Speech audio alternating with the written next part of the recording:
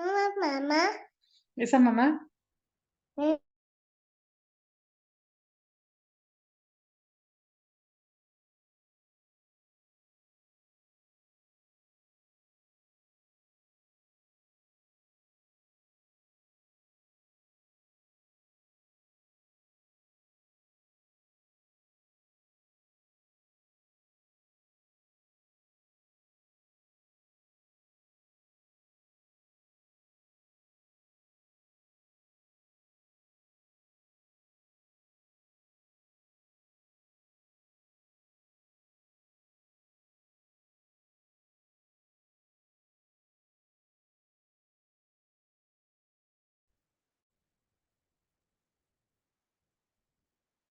mamá, Bueno, espero un ratito y quiero pasar en limpio esta actividad, por lo menos las preguntas. Que en un ratito empezamos a revisar esto.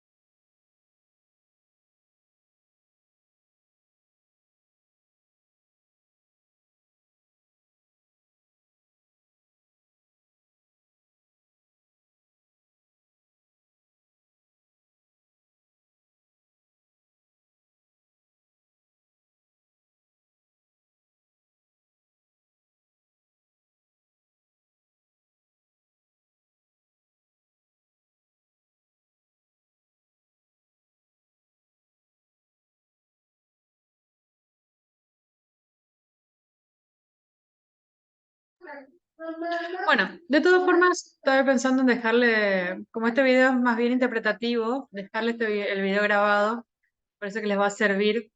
Si les subo y le comparto el enlace para sacarse las dudas. Quiero que revisemos algunas cosas de estas consignas, para que ustedes se orienten precisamente hacia dónde va a ir el parcial con estas preguntas. A ver, habíamos quedado en esta, que son tantivos abstractos y la historia, eso ya habíamos resuelto. Y acá viene lo importante. ¿Qué adjetivos describen a la muerte? ¿Qué impresión causa? Eso es lo fundamental, porque por algo se escribe de determinada forma un relato. Acá, ¿qué marcaron respecto a la muerte? ¿Cómo está la muerte en este momento? Voy a buscar acá la parte del texto.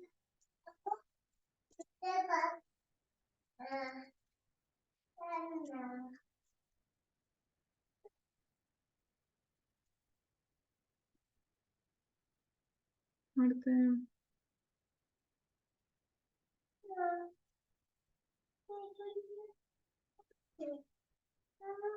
Ta, ta, ta.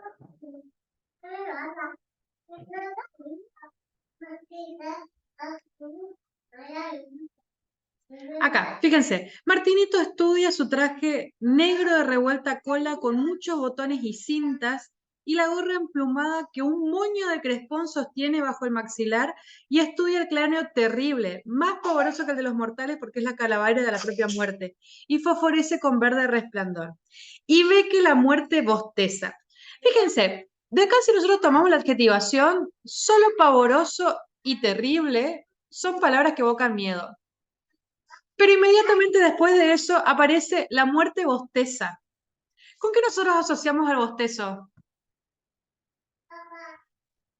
¿Una persona está qué? Un aburrido. Claro, Cansado. exactamente. Entonces, todo el miedo que podría causar la muerte no lo causa, porque además ya está vestida con traje de cola, con botones, con cintas, con plumas, con moños. Entonces, tiene algunas cuestiones que nos muestran que es la muerte, sí, que no es una persona más, pero por otro lado también nos muestra una muerte bastante naturalizada, vamos así decirlo, es decir, una muerte muy cercana. Y eso tiene que ver con lo que aclara después, que es la muerte del barrio de San Telmo, que no es la muerte de París, de Francia. Entonces, la muerte no causa miedo en este relato. Y eso es importante entender que todas las palabras están elegidas para no causar miedo. Eso es lo primero que tenemos que ver. Fíjense inclusive, ¿quiénes son las que lloran? Las mujeres que están con Daniel, el cuarto del enfermo, es decir, son los humanos los que están sufriendo. No está sufriendo ni el hombrecito del azulejo, él está preocupado, pero no está sufriendo, porque además es un hombrecito del azulejo. Y la muerte, no, la muerte está aburrida porque hace lo mismo siempre.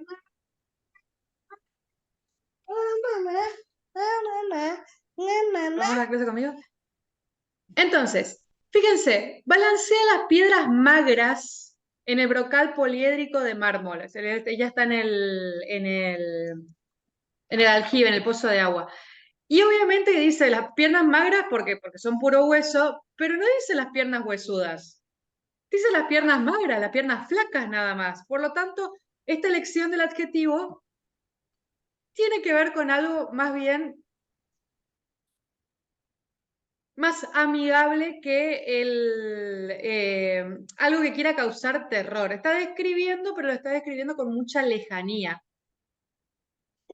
Profe, yo lo relacioné con como un trabajador Claro, que, que, sí. que venía y se llevaba las almas, porque lo describe como, bueno, está bien vestido y lleva esto y bueno, y hace esto, esto, esto, y está aburrido de hacerlo todo el tiempo, como lo naturalizó mucho.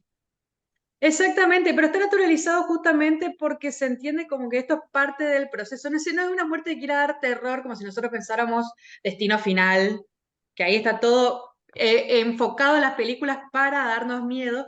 No, acá está en el ambiente cotidiano, casi podemos decir, la muerte. Fíjense, por ejemplo, acá que dice inclusive, me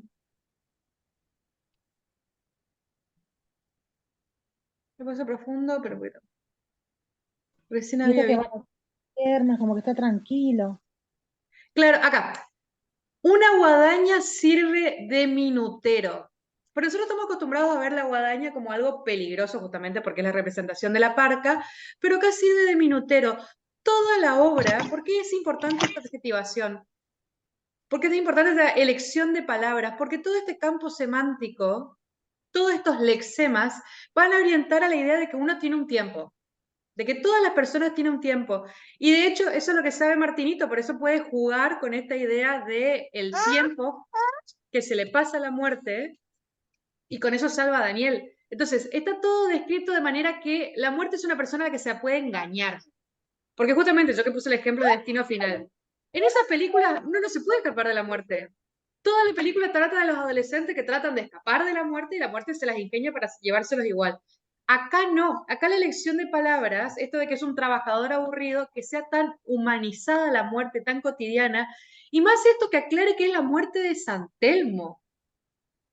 Hay toda una connotación de decir, bueno, no es la muerte de Europa del primer mundo, es la muerte de acá nomás, que obviamente tiene toda la falacia del país subdesarrollado, entonces se puede equivocar esta muerte, como se puede equivocar cualquier persona. Pero si nosotros tuviéramos la descripción de una muerte terrorífica, de una muerte infalible, de una muerte, por ejemplo, como se representa en acá que menciona Porfirio Díaz, que se representa en el Día de los Muertos de los mexicanos, hay mucha representación de la muerte como algo innegable. Es decir, algo que va a llegar, que le llega al rico, que le llega al pobre, que le llega a todos. Y acá no se va por ese lado.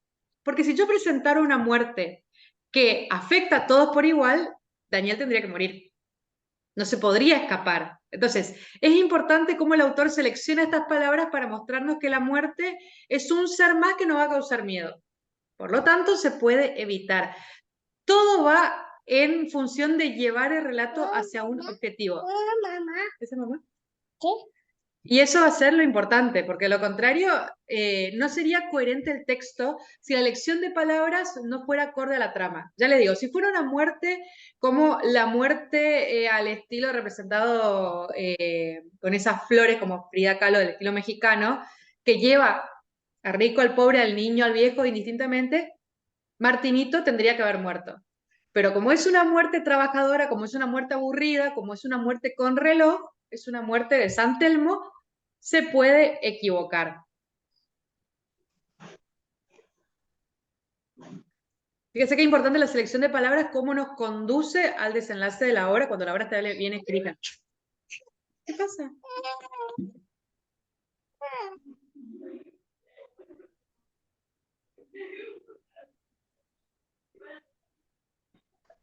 Y eso tiene que ver, profe, como dice más adelante, que es que hay varias muertes, sino esta es una muerte de barrio, una muerte común. Mamá. Claro, es una muerte menos profesional, vamos así decirlo.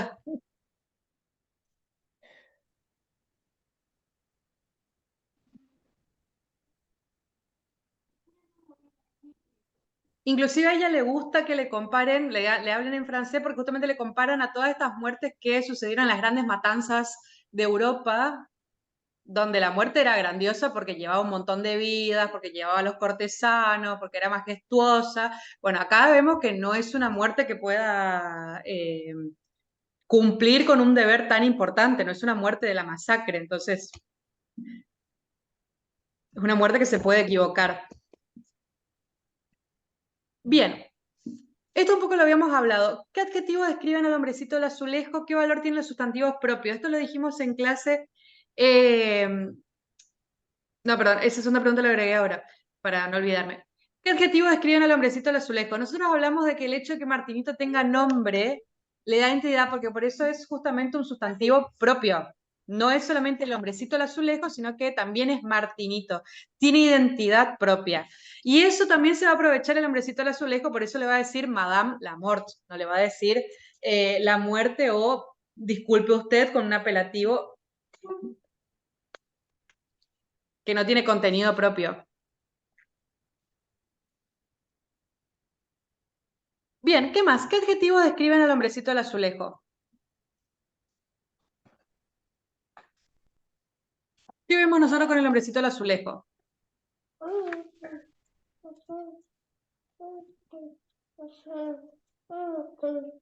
Primero tenemos toda la descripción.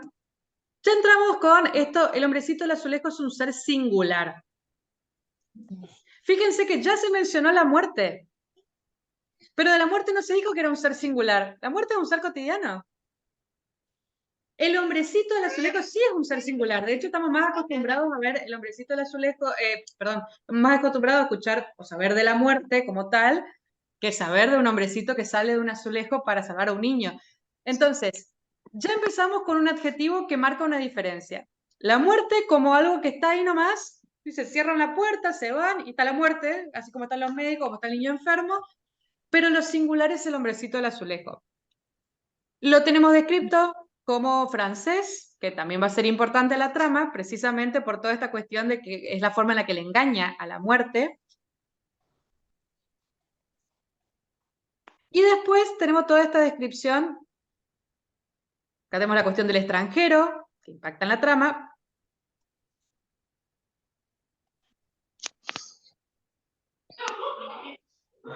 Y después tenemos esta cuestión. Diminuto, bien es pequeño el hombrecito del azulejo. Petizo, de hecho la muerte va a recordar que ella lo puede tener en la palma de la mano. Largos bigotes, barba en punta, bastón hecho con la rama de manzano. Todo esto es una descripción justamente para que nosotros nos figuremos al hombrecito del azulejo. Funciona en este sentido. Nosotros nos representamos cómo es para poder imaginarnos la trama.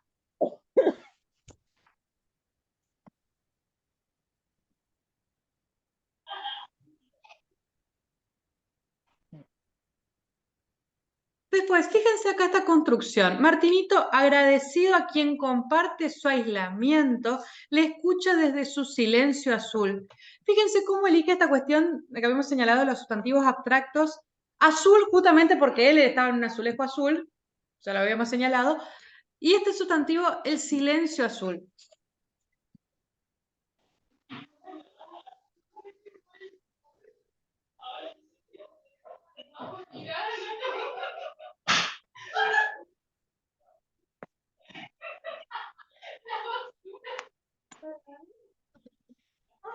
Entonces, ¿por qué es importante esto? Para profundizar más la relación que tienen ellos dos, porque el hecho de que el hombrecito del azulejo esté solo y que valore tanto a Daniel, es como que la existencia absoluta del hombrecito del azulejo es esa soledad. Por eso él siempre está en silencio. De hecho, él no habla nunca con Martinito, con Daniel. Él recién cobra vida, vamos así decirlo, por más de que entendemos que él tiene conciencia desde el principio. Recién cobra vida cuando llega la muerte. Él le escucha a Daniel y él valora mucho que él le preste atención, porque él es distinto a todos los azulejos. Quedó ahí por rebote de todo lo que pasó en Francia, quedó de casualidad. Y él está solo en esta situación, esa soledad azul.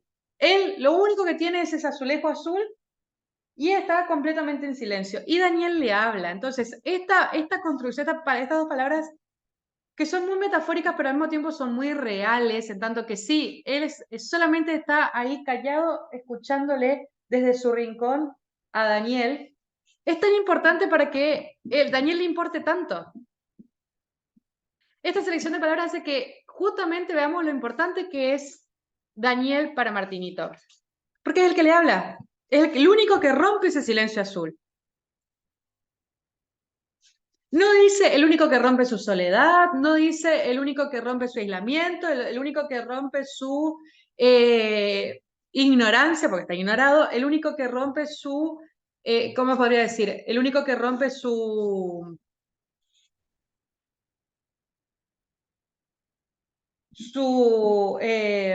angustia. No tiene crisis existencial el hombrecito del azulejo, solamente está ahí en ese momento ignorado. ¿Y por qué dice silencio? Justamente, ¿por qué elige esa palabra de todas las otras? Porque es lo que hace Daniel. Daniel le habla.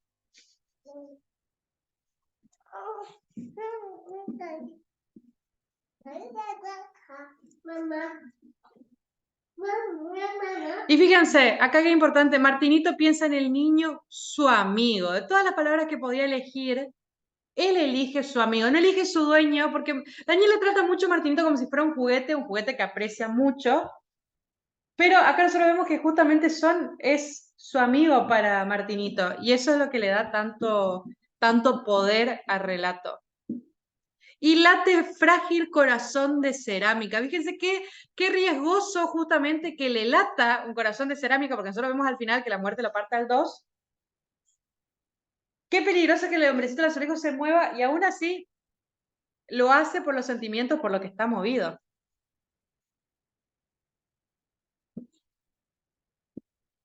Bien, a esto va. ¿Cómo se describe la relación entre Daniel y Martinito? ¿Qué sentimientos suscita? Fíjense, si nosotros tuviéramos con relación a lo que decíamos antes, si nosotros tuviéramos una descripción de la muerte aterradora, no podríamos tener de ninguna manera una relación de amistad tan cálida. Es decir, no empastaría, por así decirlo, la descripción de algo tan terrorífico y después algo tan cálido. Le pregunto, ¿ustedes vieron la tercera película del Conjuro, esa que dice El diablo me obligó a hacerlo? O por lo menos vieron el tráiler, ¿conocen de qué se trata? La de los Warren, que ellos tienen poderes, ven cosas. Sí, yo la vi. Sí, Bueno, ¿qué les pareció la película? Bastante espeluznante. ¿En serio? Sí, para mí Porque sí.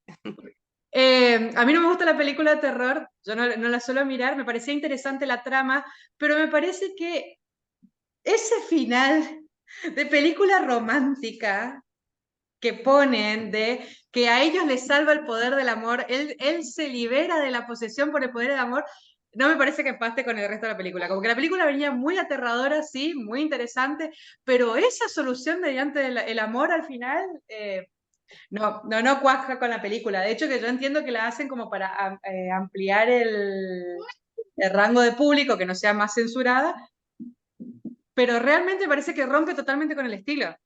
En cambio, acá nosotros vemos que justamente la muerte no es terrorífica para que la relación de Martinito y Daniel se sobreponga a la muerte. Porque nosotros vemos que es más extraordinario que el niño, que el hombrecito del azulejo tenga un amigo, al hecho de que el hombrecito del azulejo salga, al hecho de que la muerte está ahí presente, como que todo eso está naturalizado en el relato, no nos genera ningún tipo de asombro. Y sí nos genera mucha calidez la relación entre los dos personajes. Por eso me parece importante destacar cómo este relato está bien construido. Lo comparo con la película, me pareció que no cerraba nada. Me hacía acordar a ese cliché de Phineas y Ferb. Qué cursi eres, como que me parecía que no terminaba bien la película.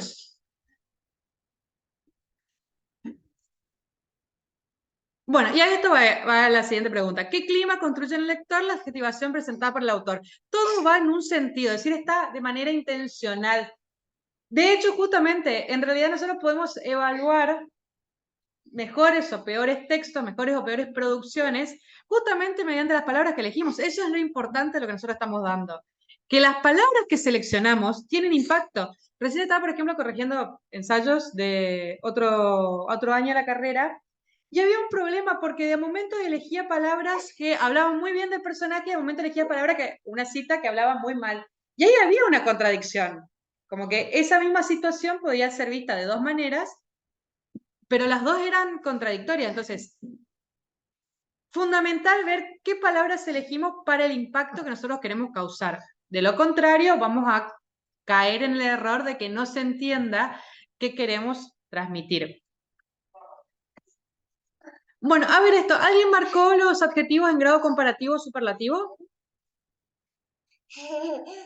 Acá en el texto.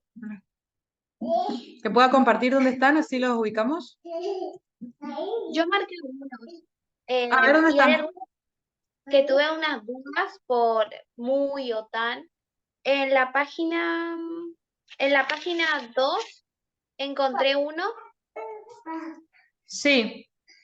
donde dice primero, segundo, tercero, cuarto. En el sexto párrafo dice, más pavoroso que el de los mortales.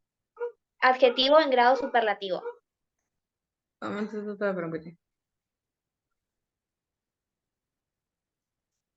1, 2, 3, 4, 5, 6.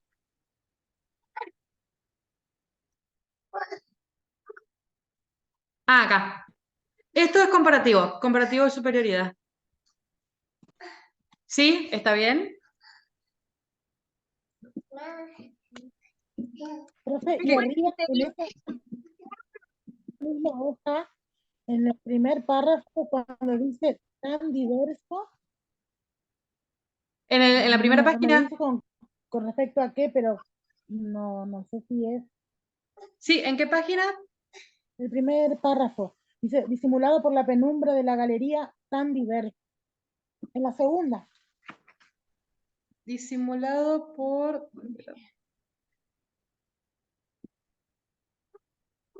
Ah, La penumbra de está la bien, es galería un grado de tan significación. diverso. Tan diverso, acá sí está en forma superlativa porque justamente no se compara con qué. Es decir, es muy raro el hombrecito del azulejo. Está muy bien, va en ese sentido, de decir, realmente marca la singularidad del hombrecito del azulejo. Acá tenemos otro, ya que tenemos el tan diverso, bien al principio, cuando hablan los médicos, van tan ensimismados, es decir, muy preocupados. Nosotros entendemos que la situación de Daniel es grave. Bien, ¿algún otro para marcar?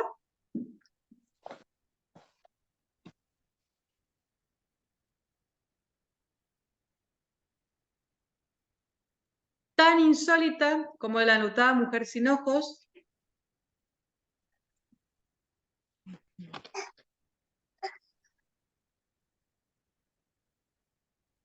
Mucho más ilustre que Sí, ¿en dónde? ¿En qué página?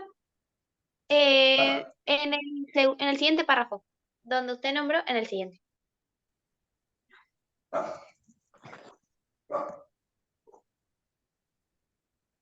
Dice, otras muertes mucho más ilustres que solo conoce de fama.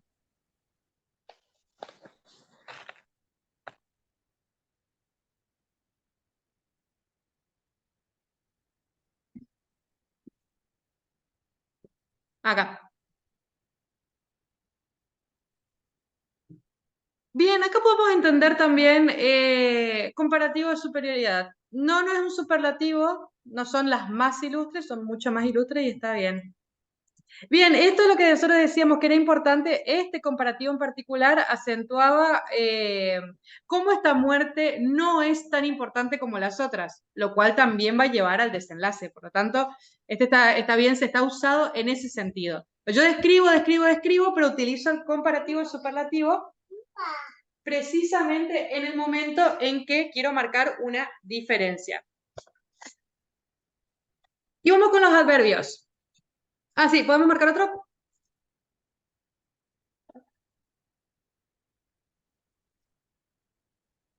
Yo encontré otros superlativos que eran gordísimo y tan siniestro que.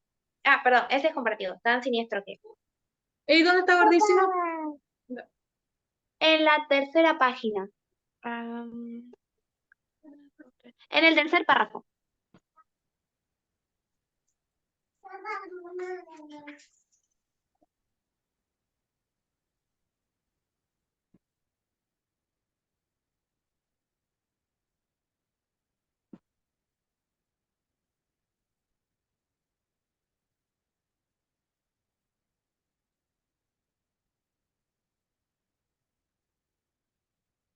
No encuentro gordísimo.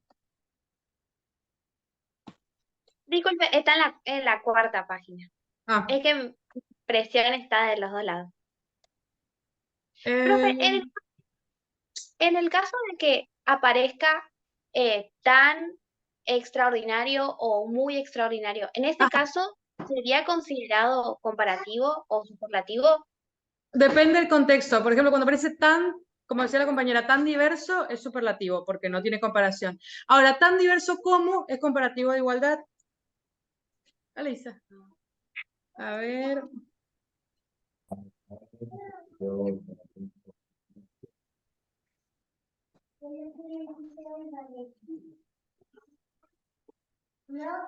Por ejemplo, en comparativo, un calor tan intenso que Eso es el comparativo de igualdad. adversario, ahí es comparativo. Sí, comparativo de igualdad. Correcto, sí. No, ¿tú qué? Afuera. Dale.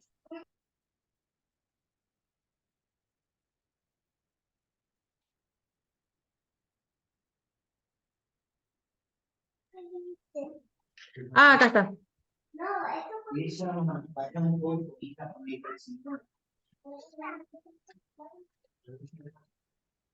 Ah, no sabía que ustedes podían marcar en el Zoom. Pero gracias, así lo vi. Así lo vi. Esto me parece interesante, gordísimo, porque justamente es lo que yo decía, desentona con la idea de la muerte como temeraria. El hecho de que Martinito inventa la idea de un general gordísimo, habla de que la muerte se puede reír y el reírse es justamente algo muy humano. La muerte no se reiría porque no tiene por qué, no es una risa macabra, realmente ella se divierte. Y es lo que decía, es muy distinto al San Miguel donde ella ve vendedores de empanada, vendedores ambulantes, lo hace justamente eh, muy, muy de colorido local, muy pictórico. Hola, ¿cómo te va?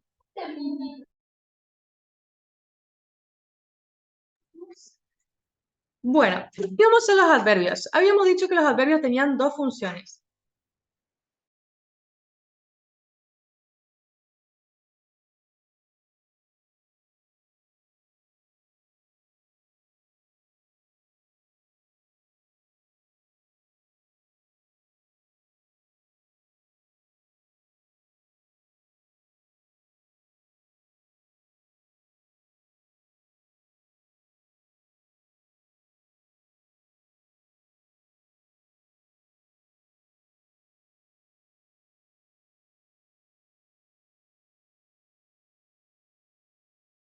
Está bien, empezó a llorar. Les decía, los adverbios dijimos que tenían dos funciones. Los relatos son importantes porque indican lugar, tiempo. Por ejemplo, acá tenemos allá, por nombrar algunos, son muchos los adverbios que aparecen. Allá, aún, acá por ejemplo son los que lo encontré de momento, porque van a aparecer todo el tiempo los adverbios. Los adverbios justamente para indicarme el espacio de relato aparecen constantemente. Pero también tenemos adverbios que dijimos que indican la subjetividad. Por ejemplo, acá decía, a ver si encuentro dónde estaba la... Acá, todos moriremos y también morirá la muerte. Este también es un adverbio muy interesante porque no me está indicando lugar y tiempo de relato, sino que me está indicando una intencionalidad justamente de que esta muerte es una muerte pasajera. Entonces, si también morirá la muerte, ¿por qué no podría evitar la muerte? Daniel. Entonces, tenemos los adverbios que funcionan en esos dos sentidos. Tenemos algunos adverbios que van con sentido de ubicación, con el sentido de modo, y otros que van con una intencionalidad mucho más subjetiva.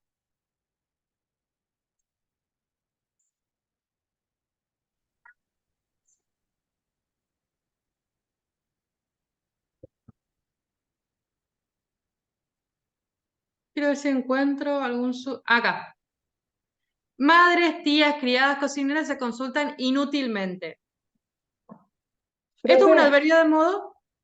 perdón que le interrumpa, yo Sí. recién acabo de entrar. ¿Están analizando el cuento nomás? Sí, estamos respondiendo a las consignas. Yo voy a dejar esto grabado y lo voy a subir al aula. Ah, bueno, porque recién me enteré de que estaba la clase de Zoom, perdón. Estoy en Sí, el sí, sí. grupo, por eso. Convierto el video y ahí le subo el enlace, cosa que todos puedan controlar. Este inútilmente es un adverbio de modo. ¿Tiene una carga sutil de subjetividad? Sí, porque justamente viene con esta idea de que parece muy extraño que pasó con Danielito. Pero por otro lado, es un adjetivo un adverbio, perdón, bastante sutil porque nosotros ya vimos todo lo que hizo Martinito. Entonces está bastante diluido la cuestión de la subjetividad en este caso. Este, en cambio, repentinamente, es mucho más impactante. Primero porque está al final.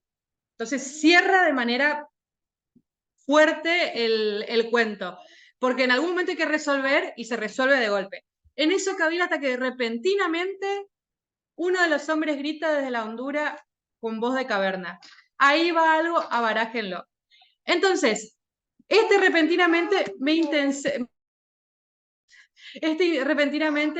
interpela que empieza el final del relato.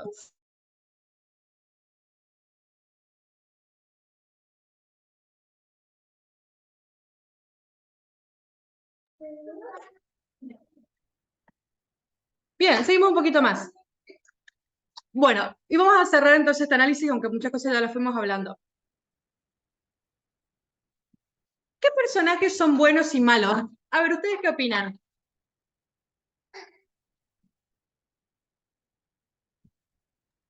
¿Quién es el La personaje muerte, malo? la muerte puede ser mala. Pero, a ver, vamos a, justamente por eso elegí esta palabra malo. ¿La muerte es mala?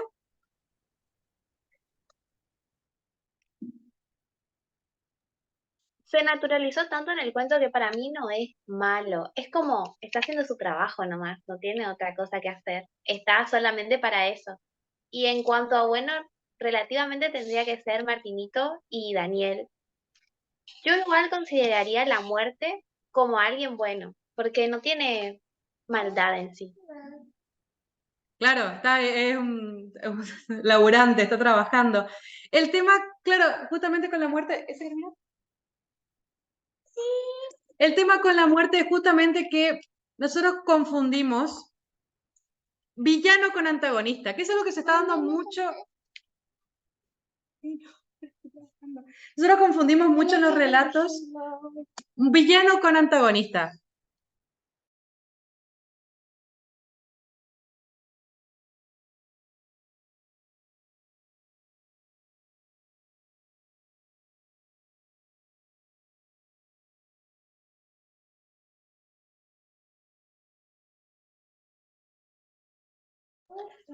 Entonces, la muerte es el antagonista, el que le pone trabas a Daniel, a Martinito, pero no es villana, porque no está justamente como alguien que tenga mala intención, la intención de hacerle daño.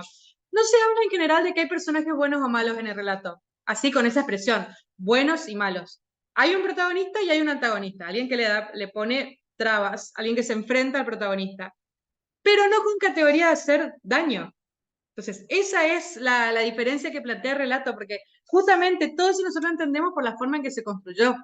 Naturalizamos que es malo el antagonista, pero antagonista y villano son dos cosas distintas. Justamente por esto, ¿qué sentimientos construye el relato en el lector?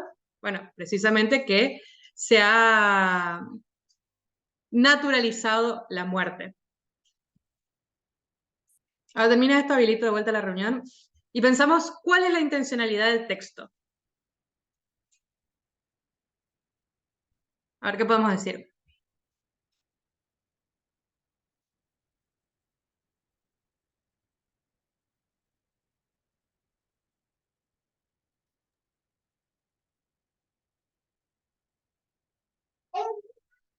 La pizza,